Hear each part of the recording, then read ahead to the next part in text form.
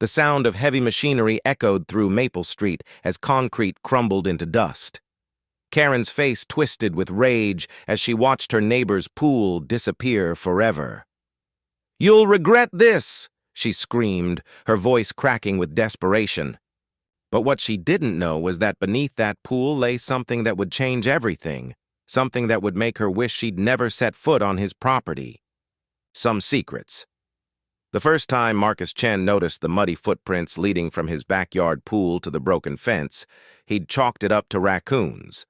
The second time, when he found candy wrappers floating in the chlorinated water, he'd installed security cameras. By the third time, when he came home from his night shift at the hospital to find his pool equipment vandalized and his prize-winning roses trampled, he knew exactly who was responsible. Karen Whitmore's kids. Marcus stood at his kitchen window, still in his scrubs, watching the sunrise paint his destroyed garden in shades of gold and amber. The irony wasn't lost on him. He spent 12 hours a day saving lives in the emergency room, only to come home to this daily assault on his sanctuary. His hands, steady enough to suture arteries and restart hearts, trembled slightly as he gripped his coffee mug. The sound of children's laughter drifted over the fence. Innocent, carefree, and absolutely infuriating given the circumstances. "Dr. Chen?" The voice belonged to his neighbor on the other side, Mrs. Rodriguez, an elderly woman who'd lived on Maple Street longer than anyone. She stood at the property line, her weathered face creased with concern. "I saw what happened to your garden." "I'm so sorry." Marcus joined her outside, the morning air still cool against his skin. "It's getting worse, Mrs. Rodriguez. I've tried talking to Karen, but she just—" He gestured helplessly at the destruction. "She's not the same woman who moved in 3 years ago," Mrs. Rodriguez said quietly. "Ever since her husband left, she's been different, angry. Those poor children are running wild because she's either working 3 jobs or—" She lowered her voice. "Well, there are nights when she doesn't come home at all." Marcus felt a familiar pang of sympathy, the same instinct that made him an excellent emergency physician. But sympathy had limits, and his had been exceeded weeks ago. "I understand she's going through a difficult time, but I can't keep living like this. I work night shifts. This is the only time I get to sleep." As if summoned by their conversation, the back door of the Whitmore house slammed open. 8-year-old Tyler and his 10-year-old sister Madison burst into their yard, already in swimming gear despite the early hour. "Pool time!" Tyler shouted, making a beeline for the gap in the fence that his mother had never bothered to repair. "Hey!" Marcus called out, his voice sharp with exhaustion and frustration. "Stop right there!" The children froze, their eyes wide. Madison grabbed her brother's hand protectively. "You kids need to stay in your own yard," Marcus continued, trying to soften his tone, but failing. "My pool is not a public playground." "But Mom said—" Tyler began. "I don't care what your mom said. This is private property." The sliding door of the Whitmore house scraped open again, and Karen emerged. Even from a distance, Marcus could see she was already dressed for work, or perhaps she'd never changed from the night before. Her blonde hair was pulled back in a messy ponytail, and her makeup looked like it had been applied in a hurry. "What's all the yelling about?" she demanded, striding across her yard in stiletto heels that sank slightly into the soft earth. "Your children are trying to use my pool again," Marcus said, his voice steady despite the rage building in his chest. "This has to stop, Karen." Karen's expression hardened as she reached the fence line. At 34, she might have been attractive, if not for the permanent scowl that seemed etched into her features. "They're just kids, Marcus. God, you act like they're committing some kind of crime." "Trespassing is a crime," Marcus replied evenly. "Property damage is a crime. And what they did to my pool equipment yesterday could have been dangerous. That pump costs—" "Oh, spare me the sob story about your precious equipment," Karen snapped. You've got more money than you know what to do with, sitting in your fancy house with your fancy pool while some of us are struggling to keep a roof over our kids' heads." Mrs. Rodriguez stepped forward diplomatically. "Karen, perhaps we could all sit down and work out some kind of arrangement?" "Stay out of this, old lady," Karen snarled, her attention never leaving Marcus. "This is between me and Mr. Perfect here." The cruel dismissal of Mrs. Rodriguez, A.A., woman who'd brought Karen groceries during her divorce and had watched her children countless times, ignited something dangerous in Marcus's chest. His voice dropped to the tone he used when delivering bad news to families, clinical and final. "Fix your fence, Karen. Keep your children in your own yard. This is your only warning." Karen laughed, a harsh sound that sent birds scattering from nearby trees. "Or what? You'll call the cops? Sue me? Go ahead, Marcus. I've got nothing left to lose." She spun on her heel and stalked back toward her house, calling over her shoulder, "Kids, go swimming. The mean doctor can't stop you from having fun, Tyler." And Madison exchanged uncertain glances but obeyed their mother, squeezing through the gap in the fence. Marcus watched helplessly as they cannonballed into his pool, sending chlorinated water splashing across his newly planted flower beds. "I'm calling the police," he said quietly. "You do that," Karen called from her doorway. "But remember, I know people in this town, people who might be very interested to know about the kind of man who threatens children." The implication hit Marcus like a physical blow. In his line of work, reputation was everything. A single false accusation, even if ultimately proven wrong, could destroy years of careful career building. Mrs. Rodriguez touched his arm gently. "Don't let her bait you, mijo. She's hurting, but that doesn't give her the right to hurt others." Marcus nodded, but his mind was already elsewhere, cycling through options and consequences with the same methodical precision he used to diagnose complex medical cases. Karen had made her choice. Now he would make his. That afternoon, after managing 4 hours of restless sleep, punctuated by the sounds of splashing and screaming from his backyard, Marcus made 3 phone calls. The first was to Jenkins Construction, the company that had installed his pool 5 years earlier. "Dr. Chen," Bob Jenkins said, his voice warm with recognition. "What can I do for you?" "I need my pool removed. All of it. As soon as possible." There was a pause. "Removed? Are you sure? That's a beautiful installation, and the resale value—" "I'm sure. How quickly can you do it?" "Well, I'd need to pull permits, and there's the question of disposal. I could probably start Monday if you're really certain. I'll pay double for you to start tomorrow." Another pause. "Double? Dr. Chen, is everything all right?" Marcus looked out his window at Tyler and Madison, who were once again in his pool despite his earlier confrontation with their mother. Madison was trying to teach her brother to swim, her voice patient and encouraging. For a moment, his resolve wavered. They were just kids, after all. Then he noticed the empty beer bottles floating near the pool's edge and the fresh gouges in his deck furniture. "Everything's fine, Bob. I just want it gone." His second call was to his lawyer, Patricia. Melina, a sharp woman who'd handled his home purchase and medical practice contracts. "Marcus, what's this about a neighbor dispute?" He explained the situation, careful to stick to facts and avoid emotional language. Patricia listened without interruption, occasionally making notes. "Legally, you're in the right," she said finally. "It's your property, and you have every right to remove the pool. But Marcus, this seems like a drastic solution. Have you considered mediation, a restraining order?" "I've tried reasoning with her. She's made it clear she has no intention of stopping." "And you're certain about the pool removal? That's a significant expense for what might be a temporary problem."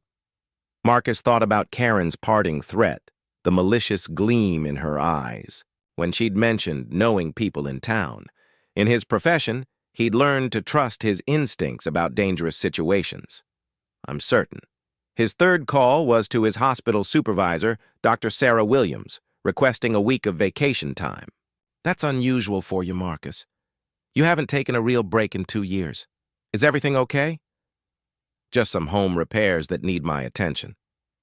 Well, you've certainly earned it. Take care of yourself. Friday morning arrived gray and overcast, with the promise of rain hanging heavy in the air. Marcus stood in his kitchen, watching the Jenkins construction crew set up their equipment. The sight of the excavator being unloaded from its trailer filled him with a mixture of satisfaction and apprehension. Karen's car was gone. She'd left for work before dawn. But the children were visible in their backyard, having breakfast at a rusted patio table. They kept glancing toward his yard with curious expressions, obviously wondering about the construction equipment. By 9 a.m., the work had begun in earnest. The pool pump was disconnected and removed first, followed by the diving board and pool furniture. Marcus had expected to feel regret as his backyard oasis was systematically dismantled, but instead, he felt only a growing sense of liberation. Mrs. Rodriguez appeared at the fence around 10, her expression troubled. "Are you sure?" Part 2. Escalation. Marcus stood in his driveway at 6 a.m., a garden hose in one hand and a roll of paper towels in the other, methodically cleaning the soap from his windows. The messages were creative in their vulgarity. Karen had clearly spent considerable time crafting insults that would be visible from the street. "Child hater" was scrawled across his living room window in pink soap. "Monster" decorated his front door in angry block letters. The mailbox was worse. Much worse. Mrs. Rodriguez appeared at his side as he finished hosing down the last window, her bathrobe clutched tightly against the morning chill. "This has gone too far," she said quietly, surveying the damage. "You need to call the police." Marcus shook his head, wringing out a soaked paper towel. "And tell them what? That my unstable neighbor is having a tantrum? They'll file a report and move on. Karen knows exactly how far she can push without crossing any legal lines." "Those children were crying all night," Mrs. Rodriguez continued.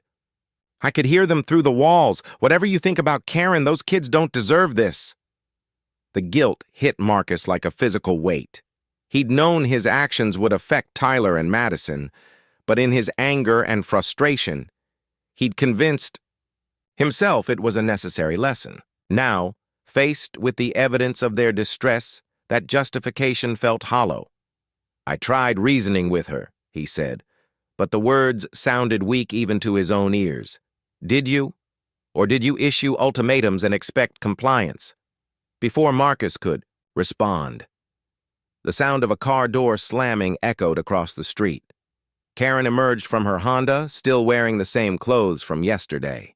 Her hair was disheveled, and even from a distance, Marcus could see the telltale signs of a night spent somewhere other than home: smeared makeup, wrinkled dress, the slight unsteadiness that came from too little sleep and too much alcohol.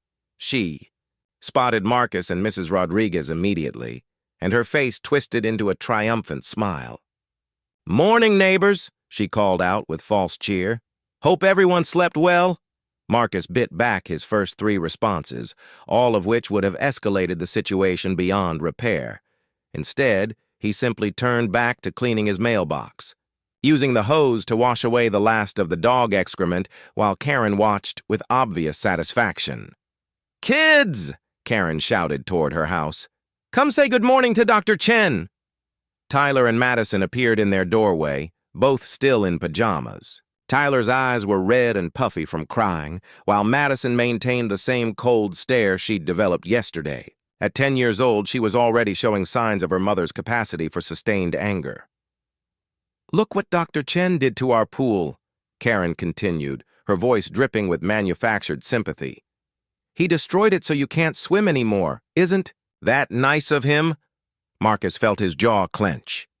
Using the children as weapons was low even for Karen, but he forced himself to remain silent. Any response would only give her more ammunition. Mrs. Rodriguez, however, had no such restraint. "Karen, Whitmore, you should be ashamed of yourself," the elderly woman said, her voice sharp with disapproval. "Involving those children in your petty games, staying out all night while they're home alone. Don't you dare judge me, old woman. Karen snapped, her facade of cheerfulness evaporating instantly. You don't know what it's like to raise two kids on your own while dealing with neighbors from hell. I know what it's like to be a decent human being, Mrs. Rodriguez shot back. Something you seem to have forgotten. Karen's face darkened dangerously. Watch yourself, Maria. You're not as untouchable as you think. The threat was subtle but unmistakable. Marcus felt a chill that had nothing to do with the morning air. Karen was clearly spiraling, and her anger was expanding beyond him to include anyone who dared oppose her. As if to punctuate his concerns, Karen turned her attention back to him with renewed venom. "Enjoy your crater, Marcus," she said sweetly. "I hope it brings you all the peace you were looking for." She herded her children back inside, slamming the door with enough force to rattle the windows. Marcus and Mrs. Rodriguez stood in uncomfortable silence, both processing the encounter. "She's getting worse," Mrs. Rodriguez finally said. "More desperate. That makes her dangerous." Marcus nodded grimly. In the emergency room, he'd learned to recognize the signs of someone approaching their breaking point. Karen was exhibiting all of them: erratic behavior, escalating aggression, threats against multiple targets. The question wasn't whether she would snap, but when and how badly. "I should have handled this differently," he admitted. "Yes," Mrs. Rodriguez agreed bluntly. "But dwelling on should-haves won't help now. The question is what you're going to do next." That question haunted Marcus throughout the weekend. He'd removed the pool to eliminate the problem, but instead of solving anything, he'd created a larger, more volatile situation. Karen's anger had metastasized from simple entitlement into something approaching obsession. Monday morning brought new developments. Marcus was getting ready for his shift at the hospital when Bob Jenkins called. "Dr. Chen, we've got a problem. Someone vandalized our equipment over the weekend." Marcus felt his stomach drop. "What kind of vandalism?" "Sugar. In the gas tanks, slashed hydraulic lines, busted windows. Probably 15,000 in damage, maybe more. You wouldn't happen to know anything about neighborhood tensions that might explain this?" The implication was clear. Bob suspected Karen, but he was diplomatic enough not to say so directly. "I'll call my insurance company," Marcus said. "And, Bob, I'm sorry this happened." "Not your fault, Doc. But maybe next time we'll need to think about security cameras on the job site." After Bob hung up, Marcus sat in his kitchen staring at his coffee cup and contemplating the cascade of consequences. His decision had triggered. He'd cost Bob Jenkins $15,000 in damages. He'd traumatized 2 children. He'd turned a property dispute into a neighborhood crisis, and Karen was just getting started. The confirmation came that afternoon when Marcus returned from his shift. His house had been egged, not just random throws, but methodical coverage of every window, the front door, and his car. The shells had been mixed with something sticky, possibly syrup, that would make cleanup nearly impossible. But the eggs were nothing compared to what he found in his backyard. The crater where his pool had been was now filled with garbage. Not just household trash, but deliberate choices designed for maximum offense. Rotting food, used diapers, what appeared to be the contents of several litter boxes. The smell was overwhelming, a miasma of decay and waste that would take weeks to dissipate even after cleanup. Standing at the edge of the pit, Marcus felt something fundamental shift inside him. This wasn't just retaliation anymore. This was warfare. His phone rang as he stood surveying the damage. The caller ID showed. His hospital supervisor, Dr. Sarah Williams. "Marcus, I need to ask you about something, and I hope you'll be honest with me." Marcus felt his chest tighten. "Of course. I received a call today from someone claiming to be a concerned neighbor. They allege that you've been inappropriate with local children, making threats, engaging in harassment." The world seemed to tilt sideways. Marcus gripped the phone tighter, his knuckles white. "That's completely false, Sarah. Absolutely false." "I believe you, but I had to ask. Hospital policy requires me to investigate any allegations involving staff members and Minors, no matter how baseless they seem. I understand. The caller was pretty vague on details, which makes me think this is probably just someone trying to cause trouble. But Marcus, you need to be careful. In our profession, even false accusations can be damaging. After Dr. Williams hung up, Marcus stood in his reeking backyard and felt the full weight of Karen's strategy. She wasn't just attacking his property anymore, she was attacking his career, his reputation, his entire life, and she was smart enough to do it in ways that would be difficult to prove. But two could play that game. Marcus's first call was to Patricia Molina, his lawyer. "I need to document everything," he told her, explaining the escalating situation. "And I want to explore legal options. Harassment, destruction of property, filing false reports. There are definitely grounds for action. But Marcus, litigation is expensive and time-consuming, and it sounds like your neighbor doesn't have significant assets to pursue." "This isn't about money. It's about stopping her before she destroys my life. Then we need evidence. Lots of it. Security cameras, witnesses, documentation of every incident. Can you handle that?" Marcus looked out at his garbage-filled crater and felt his resolve harden. "I can handle it." His second call was to a security company. By Wednesday, his property would be covered by a network of high-definition cameras with night vision and motion detection. Every move Karen made would be recorded and stored. His third call was to a private investigator. "Dr. Chen," the gravelly voice of Jake Morrison responded after one ring. Jake was a former police detective who now worked private cases. Someone Marcus had met during his residency when they'd collaborated on cases involving suspected child abuse. "What can I do for you?" Marcus explained the situation, careful to stick to facts and avoid emotional language. Jake listened without interruption, occasionally asking clarifying questions. "This woman sounds unstable," Jake concluded. "Potentially dangerous. What exactly do you want me to find out?" "Everything. Her employment history, financial situation, any criminal record, associates, habits." Dr. Marcus Chen had seen many things during his years in emergency medicine. Trauma victims, overdoses, victims of violence, both random and calculated. But nothing had prepared him for the methodical destruction of his life that began the following. Monday morning. It started with a phone call from the hospital's chief administrator, Helen Burke, summoning him to her office before his shift began.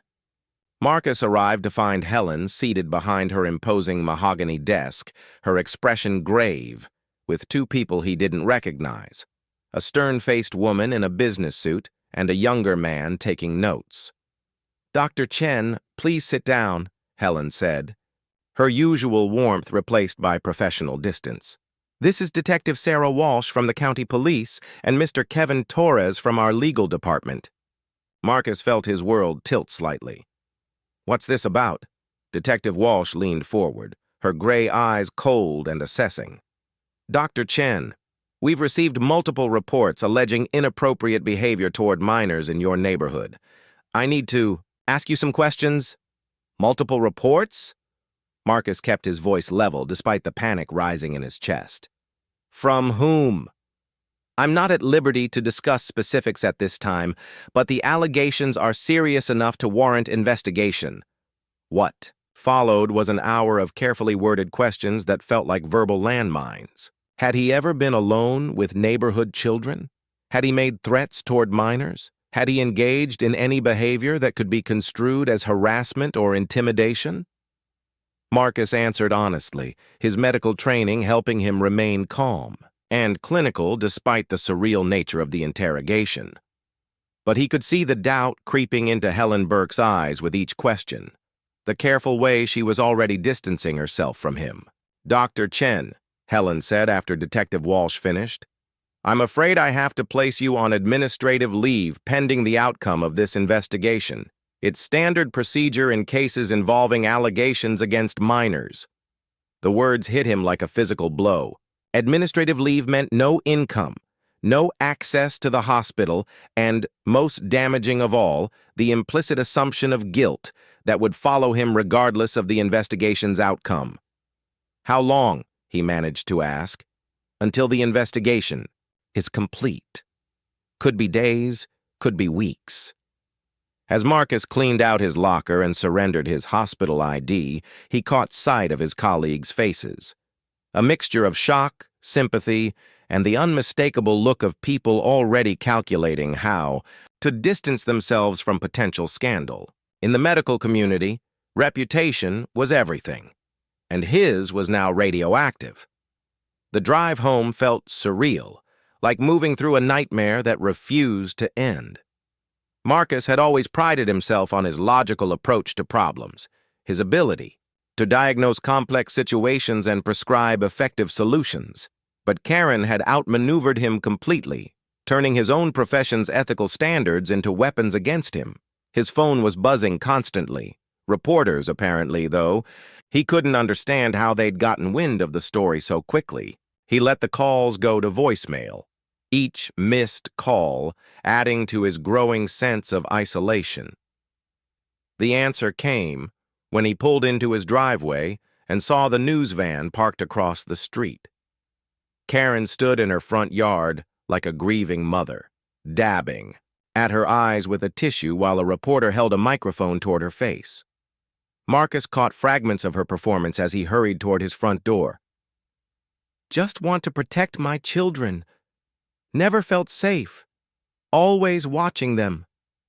The reporter, a young woman with predatory enthusiasm, spotted Marcus and immediately redirected her attention. "Dr. Chen, Dr. Chen, would you like to respond to the allegations made by your neighbor?" Marcus kept walking, but the camera followed him, the lens like a hungry eye recording his every move.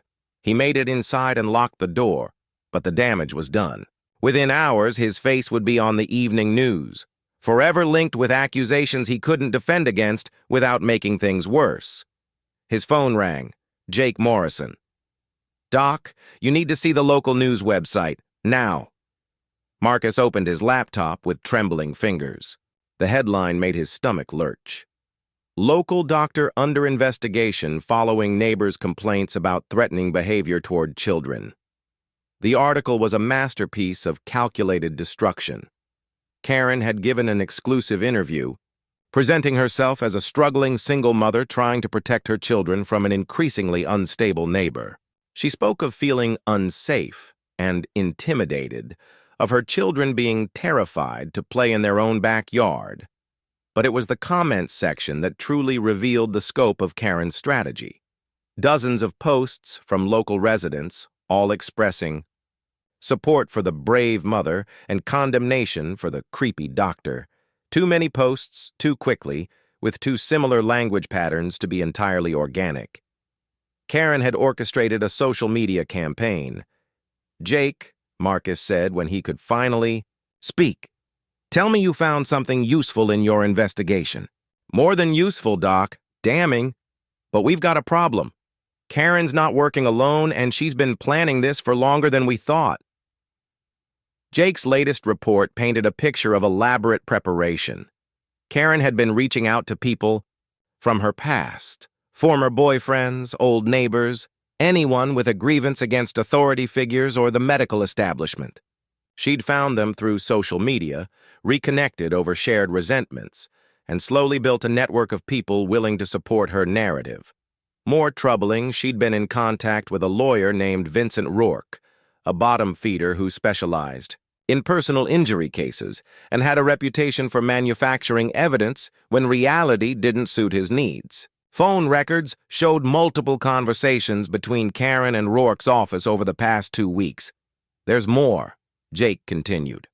"I found evidence that Karen's been coaching her kids, drilling them on what to say if anyone asks about you. The youngest, Tyler, was overheard at school telling another kid that his mom taught him special words to use if the bad doctor ever talked to him." Marcus closed his eyes, feeling the noose tightening around his neck. "She's turning them into weapons." "Gets worse, Doc. I tracked down her second ex-husband, the one who got the restraining order. He told me Karen's playbook. She starts with property destruction to provoke a reaction, then escalates to character assassination, then... Jake paused. Then she gets physical. Physical how? Her ex said she staged a break-in at her own house, made it look like he did it. When that didn't work, she started showing up at his workplace, his kids' school, anywhere she could cause. Maximum embarrassment. Finally, she accused him of assault. He only avoided jail time because a security camera caught her faking the whole thing.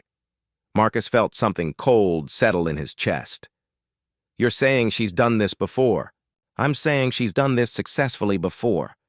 Her ex lost his job, his reputation, had to move across the country to get away from her. And Doc? She's better at it now, more patient, more strategic.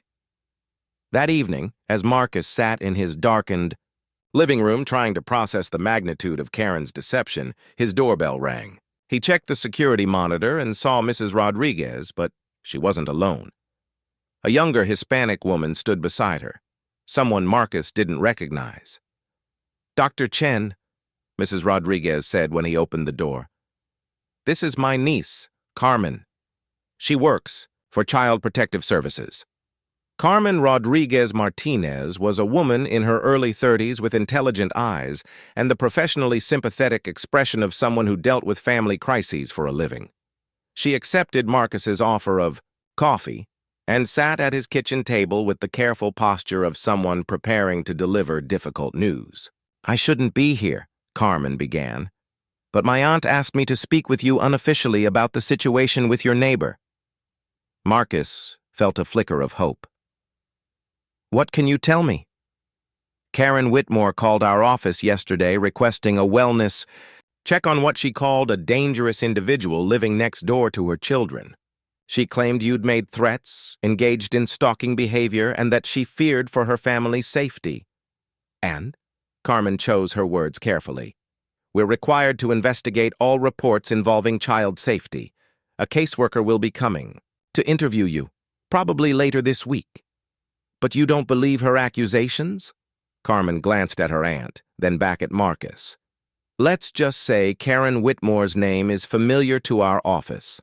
This isn't the first time she's filed reports about neighbors or authority figures. Usually the allegations don't hold up under scrutiny. Mrs. Rodriguez leaned forward. Tell him about the pattern.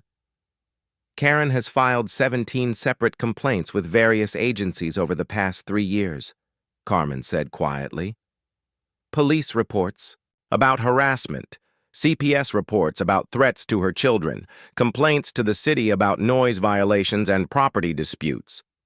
The common thread is that she always portrays herself as the victim of persecution by authority figures, doctors, teachers, police officers, social workers. Marcus felt a mixture of relief and renewed dread. So you know she's lying. I know she has a history of making unsubstantiated allegations. But Dr. Chen, that doesn't make your situation any easier. Even false accusations can destroy careers and reputations. And Karen's getting better at making her stories believable. What do you mean? Carmen hesitated, then seemed to make a decision. Her previous complaints were emotional, inconsistent, clearly motivated by personal grievances. But the police interview room at the county sheriff's station was designed to intimidate. Fluorescent lighting that cast harsh shadows, a metal table bolted to the floor, and walls painted in that particular shade of institutional beige that seemed to leach hope from the air. Marcus had been sitting there for 3 hours, his lawyer, Patricia Molina, beside him, while Detective Sarah Walsh reviewed the evidence that would either vindicate him or destroy what remained of his life. Let me make sure I understand this correctly, Detective Walsh said, spreading photographs across the table like tarot cards predicting his future. You're claiming that Ms. Whitmore orchestrated an elaborate scheme to frame you for threatening behavior? I'm not claiming anything, Patricia interjected smoothly. We're simply presenting evidence that contradicts Ms. Whitmore's allegations. The evidence was substantial. Security footage showing Karen's illegal entry into Marcus's home, Mrs. Rodriguez's sworn statement detailing what she'd witnessed, phone records documenting Karen's coordination with Vincent Rourke, the lawyer who specialized in manufacturing cases. Jake Morrison's investigation revealing Karen's pattern of false accusations against previous neighbors. But the most damaging, evidence against Karen had come from an unexpected source: her own children. Tyler Whitmore, 8 years old and exhausted from weeks of being coached to lie, had finally broken down during his interview with Child Protective Services. Through tears, he'd admitted that his mother had taught him to say bad things about Dr. Chen, had practiced with him what to tell police officers, had promised him ice cream if he remembered his lines correctly. Madison, older and more resistant to breaking, had held out longer. But when confronted with her brother's confession and the weight of evidence against their mother, she too had finally told the truth about the manufactured allegations, the rehearsed stories, the way Karen had used them as weapons in her war against their neighbor. The children's statements are compelling, Detective Walsh admitted, but Ms. Whitmore maintains that you forced your way into her home and attacked her. She has physical evidence, torn clothing, bruises consistent with an assault. Marcus felt his jaw clench. Even now, with her lies exposed and her schemes unraveling, Karen was still fighting.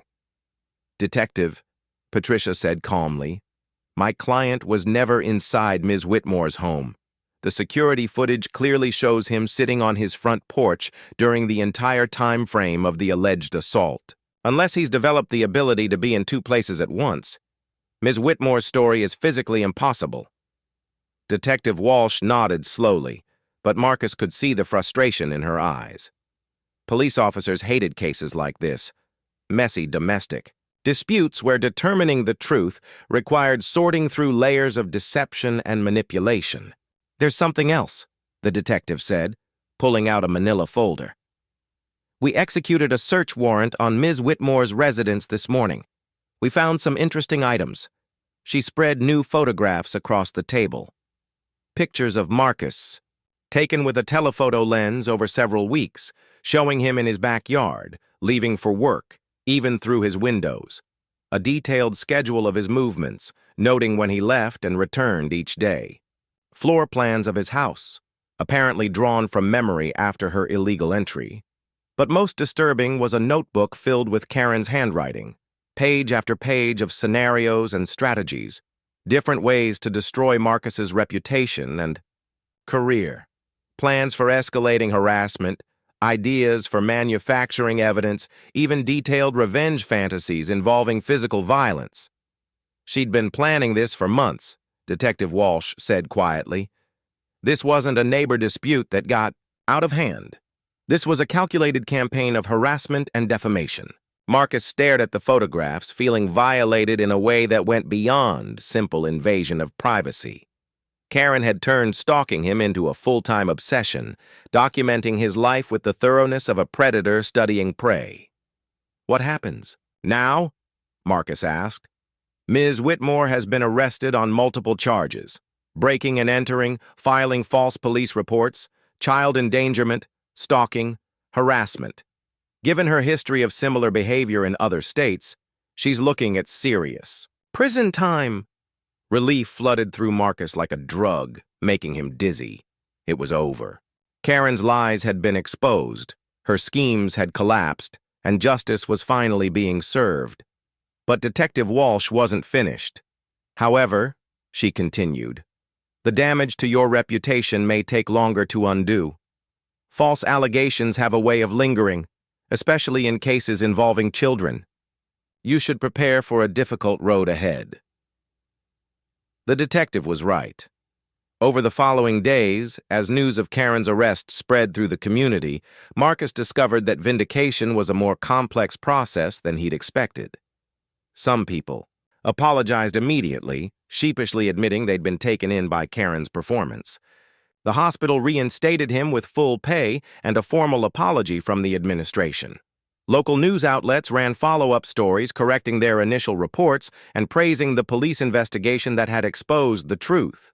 But others remained skeptical, convinced that powerful people like doctors could manipulate evidence and buy their way out of trouble. Online comments on news articles still questioned his innocence, suggested cover-ups, insisted that where there was smoke, there must be fire.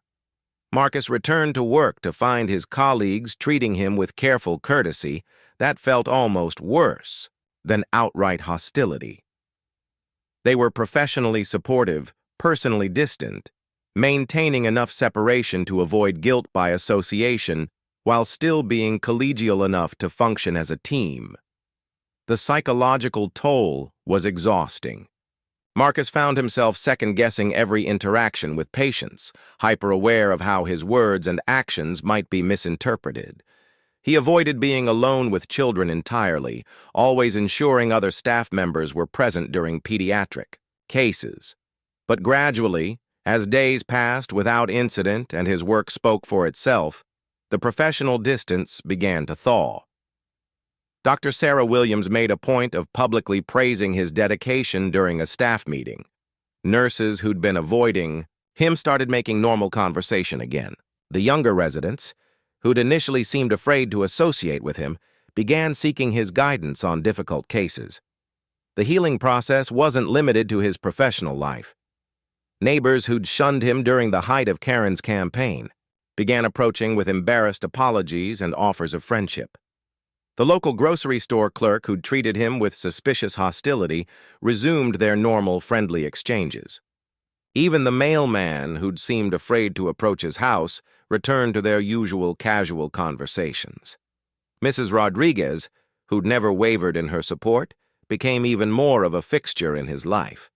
She brought him meals during his first week, back at work, checked on him regularly, and served as an unofficial ambassador to other neighbors who were too embarrassed to approach him directly.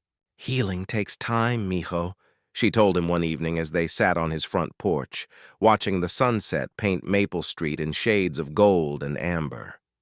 But truth has a way of winning in the end. 3 weeks after Karen's arrest, Marcus stood in his backyard, surveying the work crews who were finally filling in the crater where his pool had once been. The landscapers were installing new sod, replanting the trees that Karen's accomplices had girdled, and restoring the garden beds that had been salted beyond recovery. It was expensive, nearly as much as removing the pool had cost in the first place, but Marcus found the symbolism satisfying. He was literally rebuilding from the destruction Karen had caused, creating something new and better from the ashes of her campaign of terror. Jake Morrison joined him at the fence line, admiring the progress. "Looks good, Doc. You thinking about putting in another pool?" Marcus considered the question. The logical answer was yes. He'd enjoyed having a pool, it added value to his property, and removing it had been a decision made under duress. But logic wasn't the only consideration anymore. "Maybe," he said finally. "But if I do, it'll be different. Better security, higher fences, more privacy, and maybe a few cameras that aren't just for show." Jake laughed grimly. "Trust but verify, as they say." The private investigator's final report had revealed the full scope of Karen's network. She'd been in contact with nearly 24 people from her past, weaving them together through social media and shared grievances into a loose coalition of support for her various schemes. Some had been willing accomplices, actively helping with harassment and evidence fabrication. Others had simply been sources of emotional validation, providing the encouragement Karen needed to escalate her campaign. Most disturbing had been the discovery that Karen wasn't unique. Jake's research had uncovered similar cases across the country. Troubled individuals using social media to build networks of enablers, turning personal disputes into coordinated harassment campaigns. It was a new kind of domestic terrorism, harder to detect and prosecute than traditional stalking because it involved multiple participants and crossed jurisdictional boundaries. The scary thing, Jake had told him, is how effective it was. If you hadn't had those security cameras, if Mrs. Rodriguez hadn't been watching, if Karen hadn't finally pushed her kids too far, you might never have cleared your name. The thought haunted Marcus during quiet moments. How many other people had been